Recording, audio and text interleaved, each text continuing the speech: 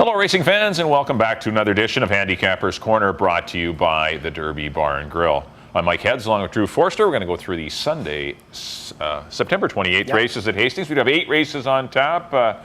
Good card assembled. Weather's supposed to be cooperating. It's supposed to be nice. We don't have much longer to go. If we can get the weatherman to sneak another 3 or 4 weeks out of here, we'll be in good shape. We'll be in good shape, absolutely. Yeah, they put together a competitive card, a good card for the Sunday lineup. Let's jump right into it. The first race, Fillies and Mares, claiming 5,000, 3-year-olds and up, going 6.5. And I've landed on the obvious choice here. Number 3, CA Miss, going for her 4th win in a row. 2 wins for 8,000. Dropped her down to 5. She wins again. In for 5 again. I don't see any reason why she will not be in the winner's circle. Went to the 2-horse, my second pick is the 5-horse, Danny's Chant. Amadeo Perez takes over. He won on her 2 back. She is kind of the speed of the speed. You will have to catch her to get in the winner's circle, but I think CA Miss will do that. I think those are the 2 tough ones in here. CA Miss, obviously the tough one. Had trouble coming up with a 3rd horse. I went to Pedro Alvarado's Victoria's Spirit. I feel like that knows how to find the winner's circle. She already won 2 this year. This is her 3rd start in the cycle. Only got beat 3 lengths by CMS last time. I don't mind her in the 3rd spot under Alex Marty. I got 3-5-4. Yeah, I think we have an obvious key here in the opener. The 3-horse CMS. I don't see this horse getting beat. There's speed to help her out. She isn't off the pace type, but even if the pace is slow, she can lay close like she did 3 starts back when she started off her winning streak. Yeah. But she's a filly that's been pretty handy. She beat Miss Heatheridge last time, who came back to win very impressively last weekend. Yeah. Over $5,000 fillies and mares. She just looks on paper like much the best. I agree with you, Danny. If anyone can, if CMS loses, I think the only other horse you can look at is Danny's Chant. This horse might sneak away on the head end. And I put Joey's Jewel, who's been fresh in for 3rd. This horse can be competitive at this level. Been running against tougher company in her last 2, but she has been away from the races since June. But the comeback works are pretty good, and Richard Hamill and Charlene Miller have had a good season. So I went 3, 5, and 2 in the Sunday opener. On to race number 2, $5,000 Colts and Geldings, going 6.5 furlongs. I ended up on the 2-horse Grandpa George. I think this horse is pretty live in here as he returns to the 5,000 level. I think the 3 Swiss Arrogant and the 5 of Fleet Mac are going to ding dong on the head end. Grandpa George gets a nice cushy trip laying in 3rd, and I think that horse got a big chance to win it. I put the 5 of Fleet Mac in for 2nd and Big Jim for 3rd. Big Jim's always dangerous at this level with Amadeo Perez, and I'll take him. You know, he has no value. He's probably going to be the favorite, but I think Grandpa George might get the money. I went 2, 5, and 4. Absolutely. I think what cost Big Jim the race last time was a Fleet Mac losing his rider at the start. Yeah, that took out the other speed. Swiss Arrogant went to the lead, never looked back. Big Jim still just about caught him. Just got beat a nose, but I like Big Jim in here under Amadeo Perez. The 2nd spot I went with Grandpa George, your top pick, definitely a horse that's been running in much tougher races. He drops into a softer spot. And the 3rd horse I put Swiss Arrogant. I think that he will be compromised by a Fleet Mac, but I think he, as far as the speed goes, can outrun a Fleet Mac and hang on for 3rd. I got 4, 2, and 3 in the 2nd. Excuse me. On the 3rd, Fillies and Mares, 4,000, non-2, going a mile and a 16th. I've gone to our good friend Ken Johnson's horse, 4 Times Lucky. This is one Hamill rode it to a disappointing 7th. And I know Ken told me that Hamill wanted to stick with the horse because he thought he had much more. And it turns out he did. Almost held on last time against a very tough DS Savon. A little move forward off of that one. And 4 Times Lucky landed in the winner's circle. The 2nd spot, I went with Zanita Rose. Got distance last time by Lady at War, but she was much the best in there. Before that, did Broker Maiden. This spot is not as tough as that last non-2 she was in with Lady at War, and moves to Amadeo Perez. For the injured Ryan Pacheco, we'll just say all our best to injured Ryan Pacheco, who's healing well. All the best to Ryan Pacheco. Yeah. And the 3rd spot, I put Classic Cheese. Horse that has been well backed in its last one. Was in that same race as Zanita Rose and Lady at War. Got beat 10 lengths, but 9.5 of those were the winner, Lady at War. So only got beat a half lengths by Zanita Rose for the 2nd spot. I got 6, 3, 5. Yeah, I got the same 3. I don't have a lot to add. I think 4 Times Lucky. If the horse can route, and we don't have any proof that the Abrages can route yet, because Abrage was kind of a sprinter, the sire himself. But if this horse can handle the mile 16th, this horse will win the money, because on paper this horse is the best horse, and she definitely deserves respect for a hot barn. Richard Hamill, Mike Anderson had a great season, and I agree with the 3 Zanita Rose and the 5 Classic Cheese behind. There's not much separating those two. Yeah, there's only a couple of feet last time, yeah. And whoever gets the better trip will beat that. You know, there's nothing between them. I went 6, 3, and 5, but 4 times lucky can handle the distance. She wins for fun. On to the 4th race, $8,000 older horse this year, going 6.5 furlongs, and I ended up on the 6 Ruffy Joe. I think this horse got some back classes. The jump up to 8,000 isn't going to bother him. I think he's going to get a good pace to run at. You got Leo's in the house down on the inside. You got I Don't Roll on Shabos in the 2nd spot, or also has speed. And in the 3 hole, we got the Gov. And Stormy Canuck likes to be prominent early. So I think Ruffy Joe gets a good trip sitting behind them. And I'll call him a winner. The horse is sharp. He's winning with authority. And that's kind of Amadeo's best trip, too, is just sitting behind horses and making a nice He move. hates being on the lead. Yeah. And he's had to sit second in them 2 races. It's probably killed him to sit second last time. But this horse will come running. I think he's live. Put the 2 horse I Don't Roll on Shabbos. Doesn't have a rider as of taping, but this horse just finished winning the $50,000 final of the Starter Series very impressively under Keyshawn Bell-Gobin, but he departs to ride the 5 Stormy Canuck. But I Don't Roll on Shabbos, pretty cool horse, and I got to respect him, and as well as Stormy Canuck. I put him in for 3rd.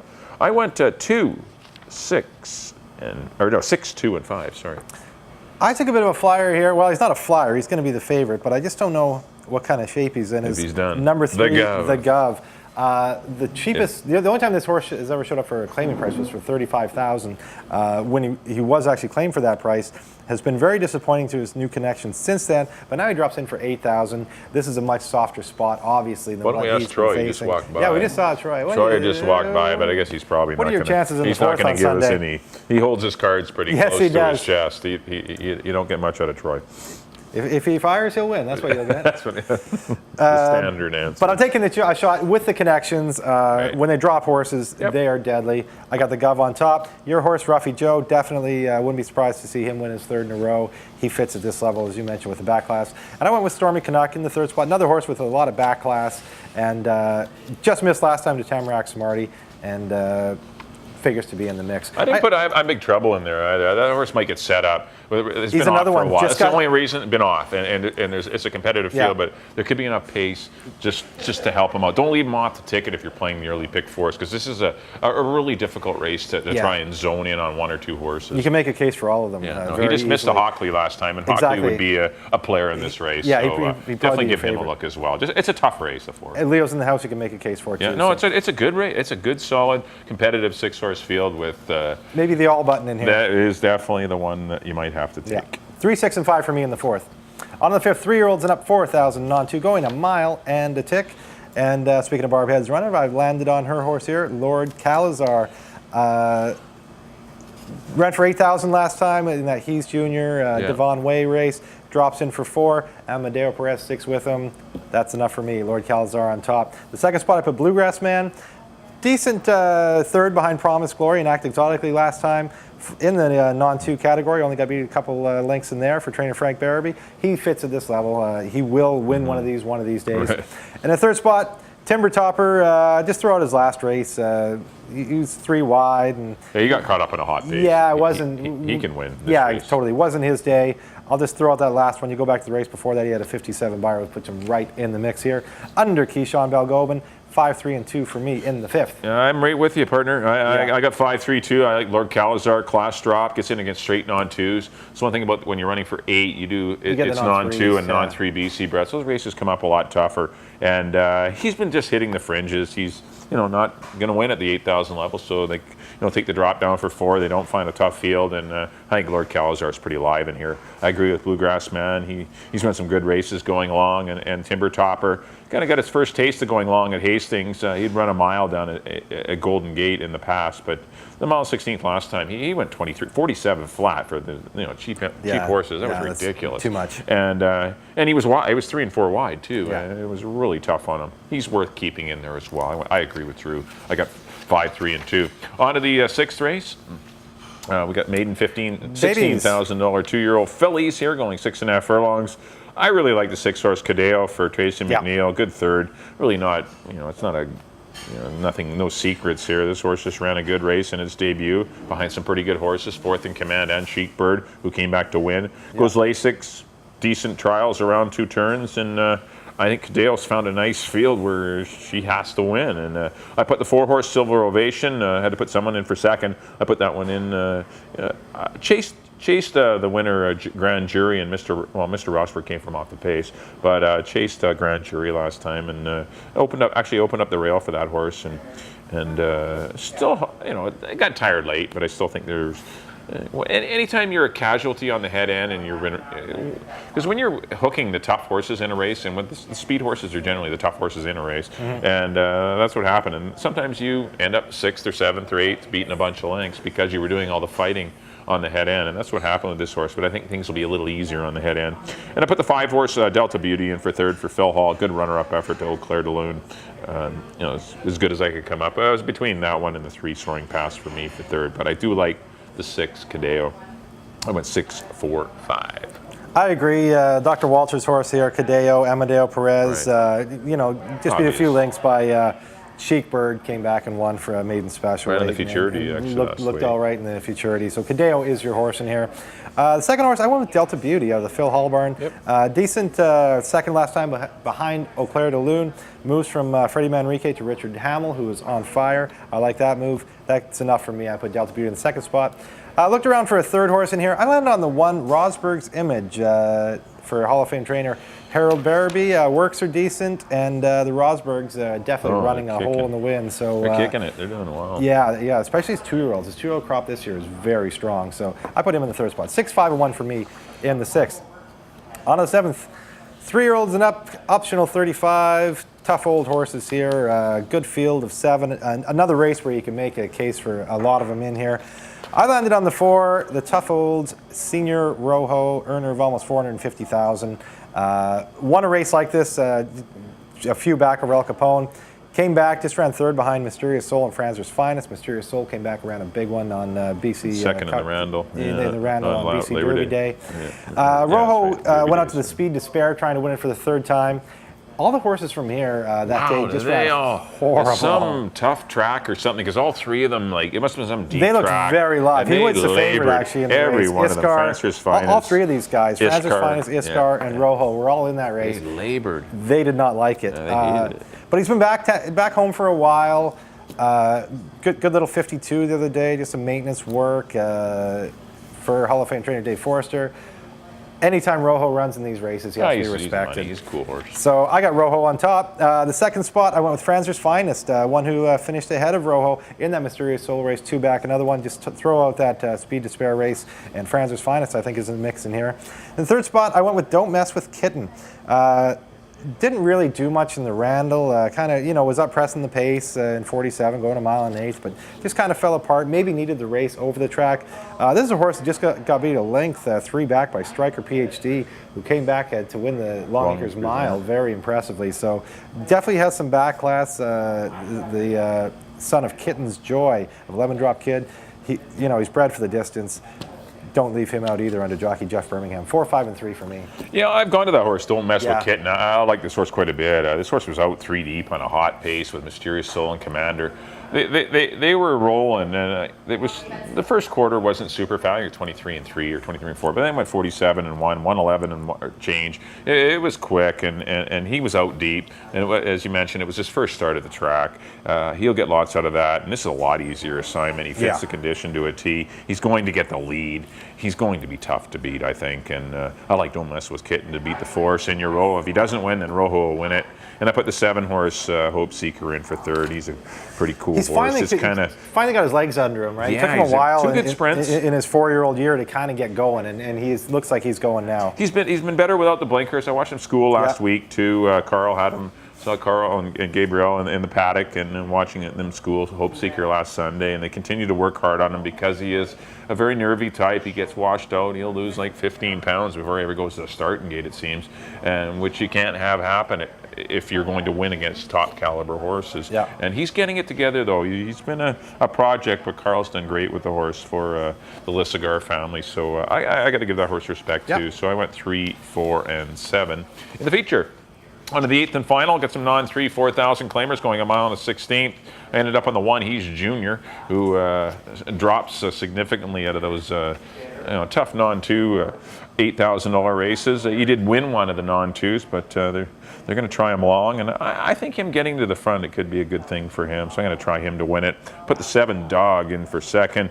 He's been freshened up after a couple of disappointing runs, but he's a good distance horse. His work tabs are good, and I think Richard Hamill might be able to get him in play. He needs to be out there near the lead, and that's where he's kind of found a race where I think he can be near the lead. He needs to almost run scared. You got to get him out there where he's on his own. And I put the 4-horse Promise Glory, or Pride and Promise, sorry, I think I put in for third. It was between Promise Glory and Pride and Promise. They're both interchangeable for me. But I like He's Junior. I think he's the speed of the race. Dog's the one that stalks him, and I think that might be your exactor. I went 1, 7, and 5. I went with the 4, Promise Glory. I'm going for the Dave Forster late double. Yep. Amadeo, not bad. He does move into his 4,000 non-3, which is tough always, just to roll through these conditions. But if he doesn't win, he's a horse. He's hit the board every start this year, starting out with maiden races and, worked his way up to a win there. Then he worked his way into the getting through the non-2 condition. Kind of like his dad, remember Gold Accent? She always ran, but she was a classier filly. She ran a lot higher for owner breeder George Gilbert. But she was in stakes and allowance races and always didn't win a lot of races, but she hit the board a lot. And that's the same thing with her foal here. Yeah, he just always grinds it out. And Amadeo Perez sticks with him. He's ridden him all year long, and they've had some success together. So I put him, and I think there's going to be a fair bit of speed in here. He's Junior wants to go. I'm Famous probably going to go. Pride and Promise, would not be surprised to see him near the lead. And of course, Dog's going to be near the lead. He's going to be near the lead too, so it could set up for Promise Glory. He is one of those horses that needs a pace to run at.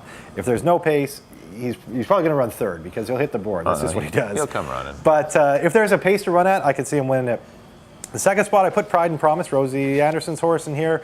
Another one coming off that his non-2 4,000 level. He's been off for a while, freshened up, decent little work the other day, just a maintenance work in 102. Keyshawn Balgobin sticks with him. He's had the success on him. And in the third spot, I put Dog.